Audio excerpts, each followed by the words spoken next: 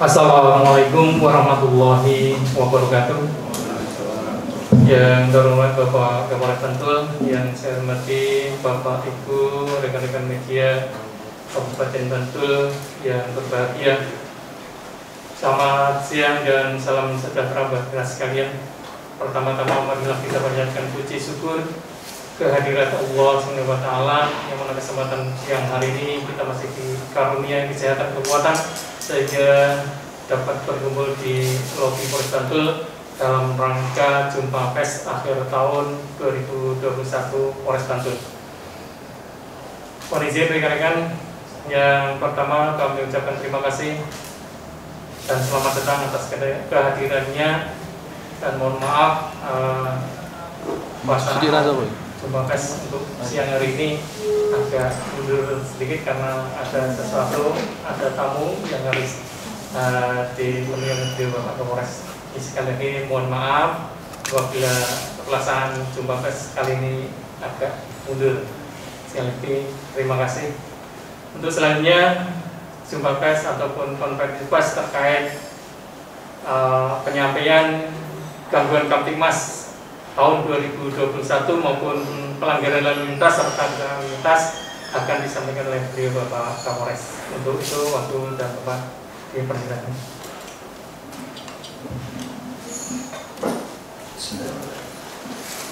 Assalamualaikum warahmatullahi wabarakatuh. Selamat sore, salam sejahtera untuk kita sekalian. Salam, Om Swastiastu, Namo Buddhaya, salam kebajikan.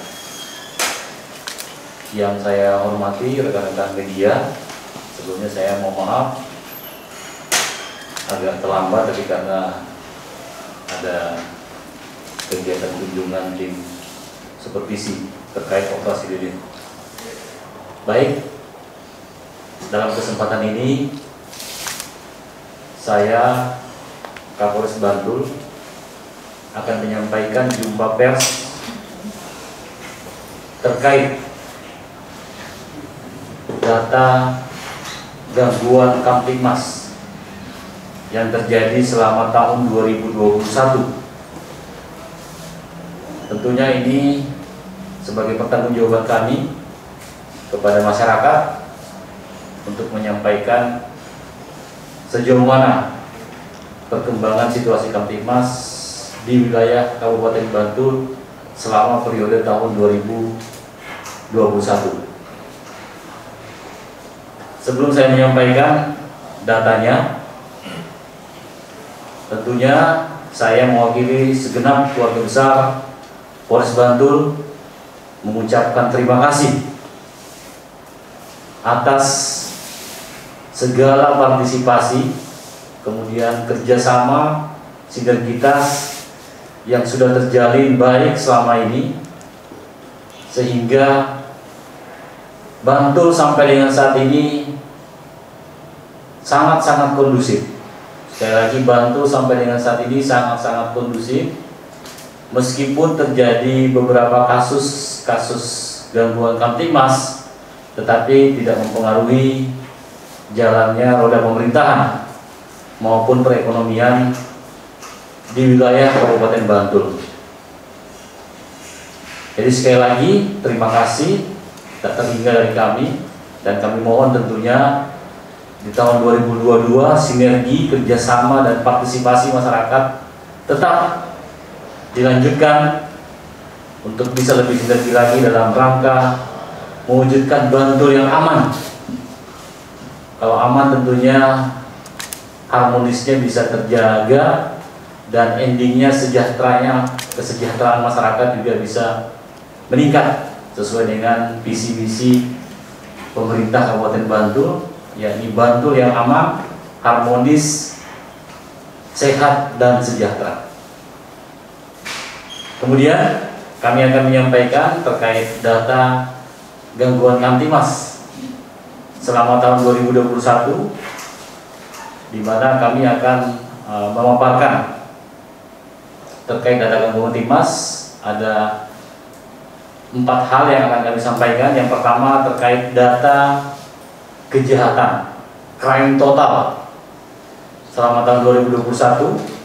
Kemudian yang kedua adalah data tentang pelanggaran dan kecelakaan lalu lintas atau biasa disebut Kamsel Picture Lantas. Kemudian yang ketiga, kami akan menyampaikan data terkait kasus-kasus kejahatan jalanan. Dan yang terakhir tentunya data-data kasus menonjol yang kami tangani selama tahun 2021. Baik, kami awali terkait data gangguan Kamtibmas dalam hal tindak pidana kejahatan. Tindak pidana kejahatan sendiri untuk di wilayah Kabupaten Bantul didominasi kejahatan konvensional. Konvensional itu kejahatan umum seperti pencurian, penipuan, penggelapan, penganiayaan, dan sebagainya. Dalam periode tahun 2021 terjadi kenaikan kasus sebanyak 206 kasus jika dibandingkan tahun sebelumnya. Dari tahun 2020 terdapat 1039 kasus dan tahun ini menjadi 1245. Kenaikan ini diantaranya disebabkan karena meningkatnya kegiatan-kegiatan yang kami laksanakan dalam pengungkapan kasus seperti kasus kejahatan jalanan, kasus-kasus pencurian. Kami laksanakan penangkapan di beberapa lokasi sehingga menyebabkan tingginya jumlah kasus yang terjadi pada tahun ini.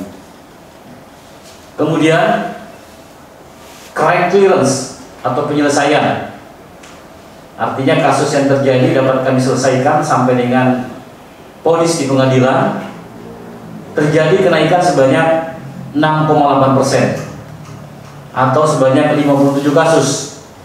Jika tahun 2020 839, tahun ini naik menjadi 896. Jadi ini tentu pencapaian yang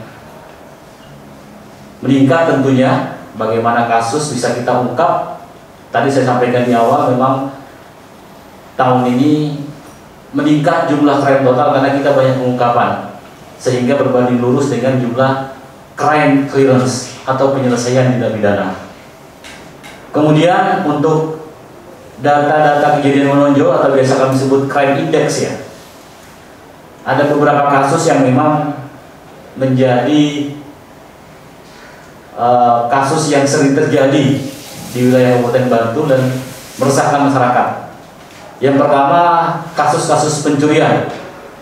Kasus-kasus pencurian ini seperti pencurian motor, kemudian pencurian dalam rumah atau biasa kita sebut curhat, maupun pencurian dengan kekerasan. Ini menjadi salah satu kejadian menonjol atau crime index yang sering terjadi. Kemudian ada juga kasus-kasus penipuan dan penggelapan, kasus-kasus penganiayaan, kemudian kasus-kasus konvensional lainnya yang memang saat ini di masa pandemi ini meningkat. Itu crime index-nya cenderung terjadi peningkatan. Kemudian terjadi juga pengungkapan kasus upal, juga bisa kami ungkap dalam tahun ini satu kasus. Ini juga dampak dari pandemi saya kira. Di samping tadi kami sampaikan kasus penipuan dan penggelapan juga meningkat. Memang karena pandemi ini banyak pengangguran tentunya, banyak usaha-usaha yang turun omset dan sebagainya, sehingga meningkatnya tindak pidana tidak dapat dielakkan dengan berbagai modus. Kemudian untuk kasus narkoba sendiri terjadi penurunan jika dibandingkan tahun sebelumnya. Ini terkait data tindak pidana atau data kejahatan. Jadi secara umum terjadi peningkatan, tapi peningkatan ini disebabkan karena upaya maksimal dari Polres Bantul untuk mengungkap kasus, menemukan, kemudian menangkap, sehingga dari crime clearance-nya dapat meningkat. Kemudian kami lanjut terkait data Kamsel Picture Lantas. Di sini ada kami bagi yakni data terkait tilang dan pelanggaran, kemudian data laka lantas. Terkait data pelanggaran, ini terjadi penurunan juga, termasuk penilangan juga menurun karena memang kebijakan dari pemerintah dan tentunya dari Mabes Polri di masa pandemi ini. Kegiatan penilangan dikurangi, kita ganti dengan kegiatan humanis atau yang sifatnya memberikan teguran dan edukasi kepada masyarakat. Jadi betul-betul penilangan kita kurangi selama tahun 2021 karena ini menjadi kebijakan dari Mabes Polri, khususnya Korlantas. Tidak ada penilangan, kita ganti dengan kegiatan humanis berupa teguran. Ini berdampak menurunnya tilang maupun tentunya pelanggaran. Kemudian ini juga berbanding lurus dengan laka lantas. Jadi pelanggaran menurun, otomatis laka lantas juga menurun. Laka lantas secara jumlah terjadi penurunan sebanyak 5%. Jadi mungkin juga pengaruh karena selama pandemi mobilitas masyarakat dikurangi, sehingga arus lalu lintas di jalan pun mungkin di awal-awal pandemi agak menurun, namun menjelang akhir tahun 2021 meningkat lagi sehubungan dengan adanya perubahan status dari PPKM darurat berubah menjadi PPKM level 4, 3, 2 dan sekarang sudah di level 2 di mana sudah ada kelonggaran-kelonggaran. Jadi secara umum laka lantas mengalami penurunan sebanyak 5% jika dibandingkan tahun 2020 atau sebanyak 90 kasus penurunannya. Kemudian yang cukup miris memang secara jumlah menurun, tapi secara fatalitas khususnya korban yang meninggal dunia ya terjadi kenaikan 7%. Dari 2020 sebanyak 136 naik menjadi 147 atau 10 kasus. Jadi dapat kita bayangkan dalam 1 tahun 147 korban meninggal dunia. Namun karena ini tidak kita jadikan atensi, padahal ternyata pembunuh utama itu adalah laka lantas. Tapi kalau ada kejadian pembunuhan yang sifatnya tindak pidana umum itu biasanya media langsung sorot. Tapi ternyata laka lantas lah yang menjadi pembunuh nomor 1. Sedangkan tindak pidana pembunuhan yang terjadi saya hitung selama 2021 ini cuma 4 kejadian. Tapi ternyata di laka lantas ini 147 korban meninggal dunia. Ini tentu menjadi perhatian kita semua. Kemudian kerugian material juga terjadi kenaikan sebanyak 3%. Artinya terdapat kenaikan sebanyak 22.446.000. Jadi kerugian material yang disebabkan oleh kecelakaan lalu lintas luar biasa ternyata. Tahun ini 788 juta, hampir 1 miliar. Ini terkait kejadian laka lantas. Jadi secara umum kasus kecelakaan lantas dapat terkendali, dapat kondusif. Ini bisa dilihat dari jumlah pelanggaran yang menurun dan kejadian laka lantas juga menurun. Cuman secara fatalitas terjadi peningkatan. Itu terkait kasus kecelakaan lantas. Sekarang saya akan sampaikan terkait data kejahatan jalanan. Mungkin ini yang paling ditunggu-tunggu nih, data kejahatan jalanan yang terjadi selama periode tahun 2021 di wilayah Kabupaten Bantul. Kejahatan jalanan ini ada beberapa modus ya. Jadi sebenarnya kejahatan jalanan ini adalah kejahatan umum, tindak pidana umum.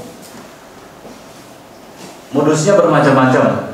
Ada yang penganiayaan, ada juga kami temukan membawa sajam, ada juga pengeroyokan.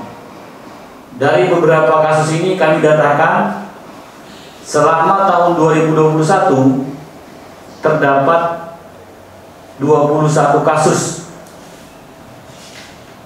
terjadi kenaikan sebanyak 90%, dari tahun 2020. Tahun 2020 ini 11 kasus. Tapi kenaikan ini disebabkan karena kegiatan patroli kami yang sudah kami rilis sebelum-sebelumnya. Kami bisa mengamankan beberapa orang, puluhan, pada saat kegiatan Blue Light Patrol. Ini LP-nya LP model A namanya kalau dalam bahasa internal kami. Jadi terjadinya kenaikan ini karena kegiatan patroli kami, kegiatan crime hunter kami. Jadi kami membentuk tim Blue Light Patrol, kebijakan Blue Light Patrol, dan tim crime hunter, pemburu kejahatan yang dikomandoi oleh Kasat Reskrim, sehingga kami bisa mengamankan beberapa pelaku kejahatan terkait kegiatan jalanan. Jadi terjadi kenaikan yang cukup signifikan, tapi ini karena kegiatan patroli kami yang memang kami tingkatkan. Kemudian untuk pelaku sendiri yang bisa kami amankan selama tahun 2021 adalah sebanyak 37 pelaku. 37 pelaku ini rata-rata kami amankan dari bulan Juli sampai dengan Desember. Jadi sejak kami jabat di sini, Juli sampai hitung-hitung ini paling banyak pernah kami rilis juga, Juli sampai Desember. Dari 37 ini kami sampaikan yang sudah dikategorikan dewasa, ya sudah dikategorikan dewasa dan sekarang sudah ada berproses. Ada yang sudah P21, ada yang sekarang masih tahap 1 dan masih kami tahan. Sebanyak 27 orang. Jadi 27 orang ini sudah berstatus dewasa dan sudah kami tahan, dan proses ada juga yang sudah vonis pengadilan. Sedangkan yang di bawah umur sejumlah 10 orang. Ini juga tetap kita proses walaupun prosesnya berbeda dengan pidana umum yang melibatkan orang dewasa. Tetap kita proses wajib lapor dan berproses nanti di pengadilan anak. Jadi dari sini kita dapat simpulkan bahwa sebenarnya tetap didominasi oleh orang dewasa kejahatan jalanan ini. Paling pun kalau ada pelajar ya biasanya ikut-ikutan, tapi tetap didominasi orang dewasa. Jadi pelakunya juga bervariasi tadi, ada yang 16 tahun sampai dengan 23 tahun, ada juga 23. Paling tua biasanya sampai dengan 24 tahun. Seperti itu. Itu terkait kegiatan jalanan. Modusnya tadi sudah saya sampaikan bermacam-macam. Ada penganiayaan, pengeroyokan, bawa sajam, sudah sering kami rilis, mungkin bisa diingat kembali, macam-macam. Ada celurit, ada bawa gear, kemudian stick dan gergaji. Dan kami sampaikan sekali lagi bahwa kejahatan jalanan ini tidak mesti tidak kenal dengan korban. Kami beberapa kali mengungkap kasus ternyata kenal, dan karena kenal itu janjian, terjadilah penganiayaan, terjadilah pengeroyokan. Jadi sekali lagi kami ingin menyampaikan bahwa kejahatan jalanan tidak semuanya hanya korbannya secara acak. Salah. Mereka pasti kenal dengan korbannya. Memang ada beberapa, tapi itu kalau kita bandingkan jumlahnya yang kami tangani yang di Polres Bantul, lebih banyak itu yang kenal, kemudian janjian, tantangan di medsos, ketemu, penganiayaan. Seperti itu. Kalaupun biasanya ada korban acak, biasanya sudah janjian, ini yang sesuai dengan kasus yang kami tangani ya. Sudah janjian, pas janjian itu ke lokasi, ternyata di situ ada polisi. Akhirnya pulang, nggak ketemu sama yang diajak tawuran ini atau diajak untuk saling inilah bertemu, nggak ketemu, akhirnya di jalan karena dikiranya mungkin ada yang lewat, itu juga sama ciri-cirinya, akhirnya dianiaya seperti itu. Tapi ini kecil persentasenya, lebih banyak yang kenal. Sekali lagi lebih banyak yang kenal. Jadi seperti itu gambaran terkait kejahatan jalanan yang terjadi di wilayah Kabupaten Bantul. Jadi sekali lagi kami sampaikan terkait kejahatan jalanan ini tidak perlu takut. Kami berikan garansi keamanan. Kami setiap malam berpatroli. kami pernah menyampaikan di rilis sebelumnya bahwa ada tagar Jogja tidak aman. Bagi kami aman. Saya ambil contoh Malioboro dan Parangtritis. Itu menunjukkan bahwa masih banyak orang mau datang ke Jogja gitu. Itu bukan berarti nggak mungkin lah Pak ada keliti di Malioboro maupun Parangtritis, bukan. Artinya kan banyak orang mau ke Jogja. Emangnya kalau mau ke Malioboro Parangtritis nggak melewati jalan-jalan di Jogja, nggak melewati ring road seperti itu.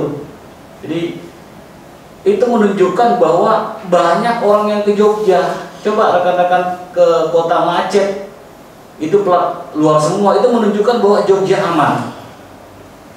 Sekali lagi seperti itu. Karena kami sampaikan di awal, banyak yang mengkritisi bahwa kan nggak ada kasus keliti di Parangtritis di Malioboro. Bukan itu pemahaman yang sempit.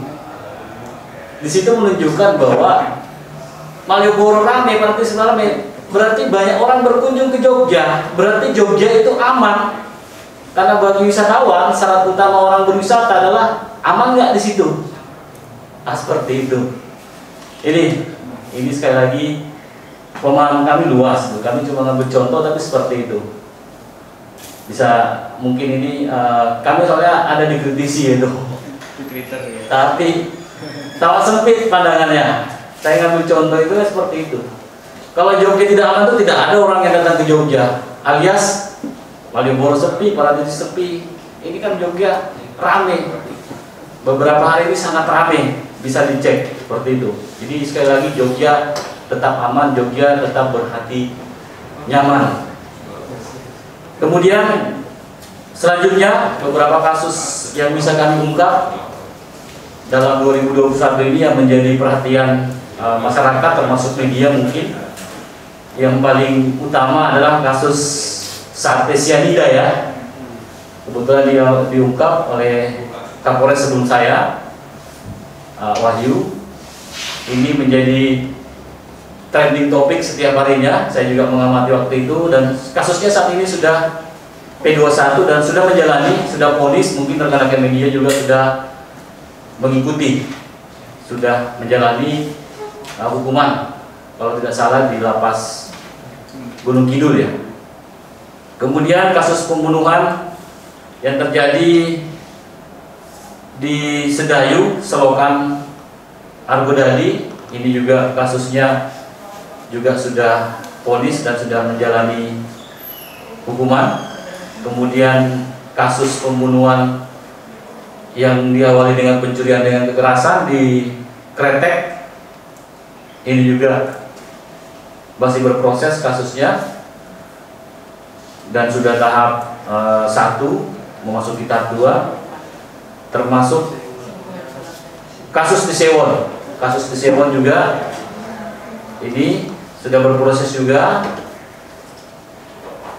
Jadi intinya seluruh kasus-kasus menonjol, alhamdulillah berkat informasi dari masyarakat, kemudian kejelian anggota kami, sehingga kasus-kasus tersebut bisa kami ungkap. Alhamdulillah kami tidak ada tunggakan, dan tentunya mohon supportnya terus untuk kami sehingga kasus-kasus apapun yang terjadi di wilayah Kabupaten Bantul bisa kita tangani, bisa kita ungkap sebagai bentuk pertanggungjawaban kami kepada masyarakat.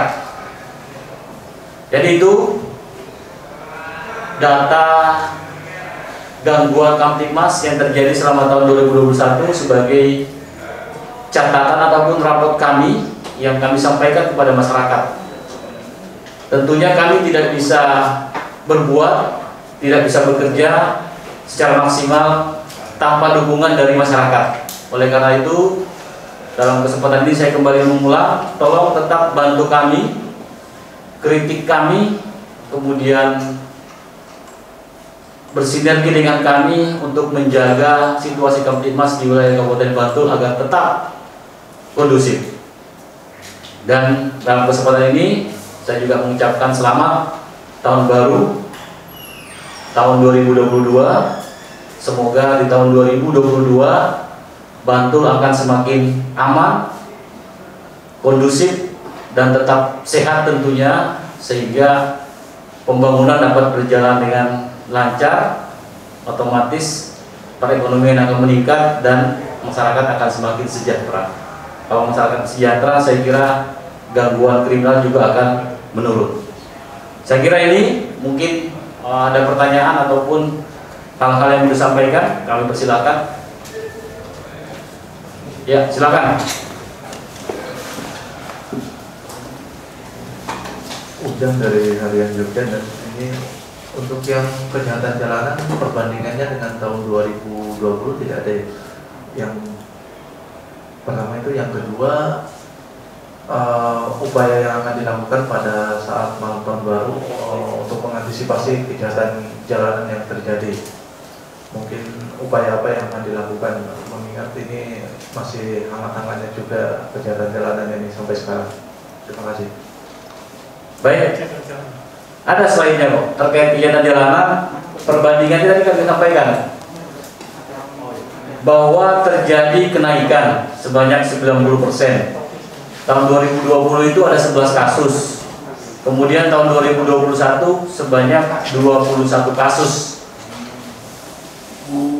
Dengan perbandingan, kalau tahun 2021 ini di bawah umur 10, sementara yang dewasa 27 orang. Kalau modusnya sama semuanya. Ya, udah itu. Ada Mas ya? Kemudian terkait upaya-upaya yang akan kami lakukan, tentunya terkait malam tahun baru, kami mengulangi kembali, karena bagaimanapun ini yang terdekat yang menjadi tantangan kita semua, bagaimana malam tahun baru ini bisa aman dan kondusif. Kami sudah pernah menyampaikan bahwa kami menerapkan 3 strategi dalam mengamankan Natal dan Tahun Baru. Yang pertama adalah strategi sebelum Nataru, sebelum Natal dan Tahun Baru, kami sudah melaksanakan kegiatan-kegiatan RKRYD, kemudian Blue Light Patrol, kemudian razia minuman keras, razia narkoba, razia knalpot pelombongan, kemudian razia penyakit masyarakat lainnya. Itu tidak lain untuk menciptakan kondisi yang kondusif, termasuk razia petasan ya, sebelum masuknya malam Natal maupun pergantian tahun baru. Ini sudah kami laksanakan. Kami juga sudah sosialisasi ke melalui media terkait rekayasa lalu lintas yang akan kami lakukan. Kami juga sudah mendirikan pospam. Tentunya strategi sebelum ini harapannya situasi saat ini sudah kondusif dan pelaksanaan malam tahun baru bisa berjalan dengan aman. Pada saat malam pergantian tahun baru, ada beberapa upaya yang kami lakukan. Tentunya tetap yang pertama adalah terkait penerapan ganjil genap. Kami sudah sepakat dengan pemerintah daerah, khususnya di Sub, untuk parantritis kita terapkan ganjil tanggal 31 dan 1. Kita sesuaikan dengan tanggal kalender. Bagi yang sudah tanggung datang ke Bantul, bisa beralih bagian genap ya, bisa beralih ke Pantai Samas dan sekitarnya. Karena Bantul ini bukan cuma parantritis, Bantul ini banyak destinasi yang lain. Bisa ke Pantai Gua Cemara, bisa ke Pantai Samas, bisa ke Hutan Pinus. Tapi khusus yang ke parantritis kita terapkan kebijakan ganjil. Sekali lagi ganjil. Kemudian kita juga sudah kesepakati dengan pemerintah daerah terkait penutupan lokasi-lokasi yang selama ini rawan terjadinya kerumunan seperti alun-alun. Ini sesuai dengan Mendagri dan instruksi Bupati. Paseban kita akan tutup, kemudian Gabusan juga, dan beberapa tempat-tempat lain kita akan kurangi juga terkait penerangannya. Kita akan tutup dan tempatkan anggota tentunya untuk menjamin bahwa tempat itu betul-betul steril dari kegiatan-kegiatan ataupun masyarakat yang akan berkunjung ke tempat tersebut. Kemudian kita membentuk tim urai kemacetan. Kami bentuk tim menggunakan motor, nantinya akan mengurai kemacetan, menarik kendaraan-kendaraan apabila terjadi crowded atau meningkatnya jumlah kendaraan, khususnya di jalan-jalan yang rawan seperti jalan menuju Gunung Kidul di Jalan Wonosari. Itu akan kami terapkan tim urai termasuk di Parangtritis. Kemudian kami juga sudah sepakat dengan pemerintah terkait khususnya Dinas Pariwisata, apabila terjadi penumpukan kendaraan menjelang pintu masuk DPR, akan kita loskan pembayarannya sehingga tidak terjadi kemacetan di pintu masuk sampai dengan jembatan. Selain itu tentunya kegiatan patroli tetap akan kami laksanakan sepanjang malam tahun baru untuk mengantisipasi terjadinya kerumunan. Apabila ada kerumunan pasti kita akan bubarkan bersama-sama dengan unsur TNI maupun pemerintah daerah, karena tegas tidak boleh ada perayaan tahun baru, malam tahun baru, pesta-pesta dan sebagainya. Itu diatur dalam instruksi Bupati maupun instruksi Menteri Dalam Negeri.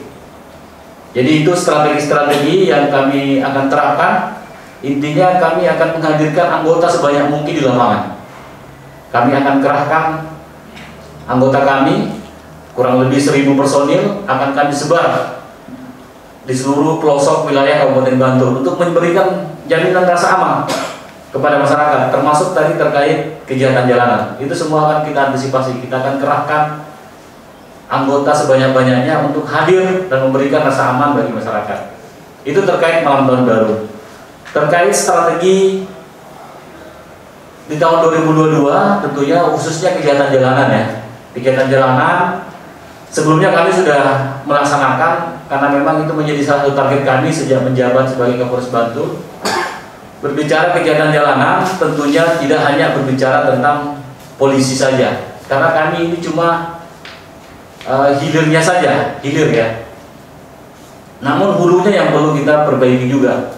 Tentunya berbicara tentang hulunya akan melibatkan semua stakeholder. Di sana ada tugasnya orang tua, ada tugasnya guru, ada tugasnya dinas pendidikan dalam membentuk kurikulum yang berkarakter, ada tugasnya pemerintah daerah. DPR juga ada tentunya dalam menyusun regulasi-regulasi terkait pengajaran, proses pengajaran di sekolah-sekolah. Ini harus bersinergi karena harus komprehensif.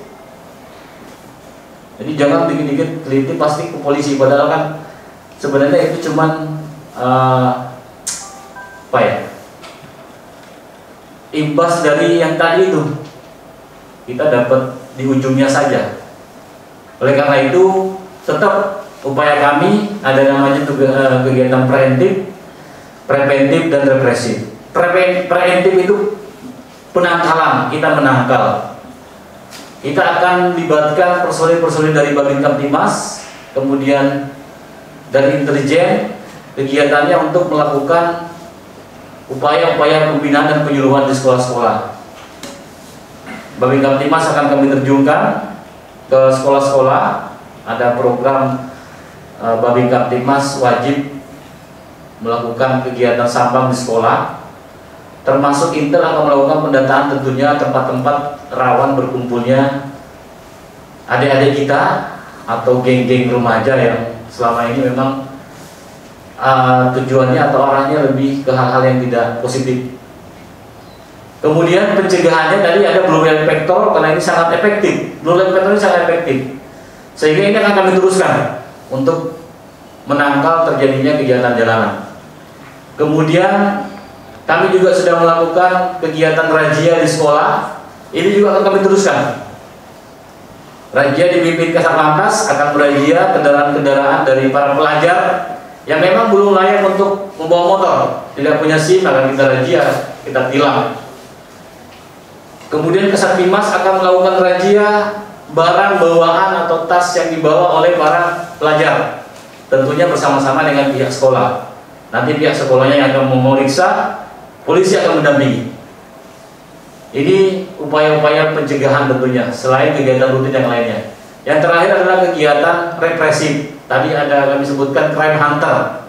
Inilah yang akan melakukan penangkapan, kegiatan represif tentunya terhadap para pelaku-pelaku kegiatan jalanan.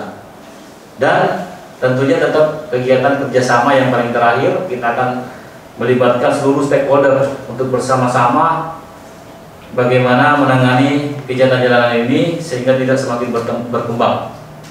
Sekali lagi, kegiatan jalanan tidak hanya tugas polisi, tapi komprehensif, tugas seluruh masyarakat Kabupaten Bantul tentunya, khusus di Bantul ya. Ada peran orang tua tadi kami sampaikan di awal, peran guru, peran dinas terkait, peran pemerintah daerah, bahkan DPR, bahkan pemerhati anak juga harus berperan. Sehingga betul-betul kejahatan jalanan bisa kita minimalisir, karena bagaimanapun jangan sampai bonus demografi yang didapatkan di Indonesia ini tidak memberikan hasil yang positif bagi Indonesia. Sayang, kita dapat bonus demografi tapi bonusnya malah dapat anak-anak yang tidak produktif, kan kasihan negara ini. Saya kira demikian. Ada pertanyaan? Baik, kalau tidak ada, sekali lagi terima kasih atas kehadirannya. Mohon tetap dukung kami, bantu kami, kritik kami untuk bisa menjadi lebih baik di tahun 2022. Wabillahi taufiq wal hidayah. Assalamualaikum warahmatullahi wabarakatuh.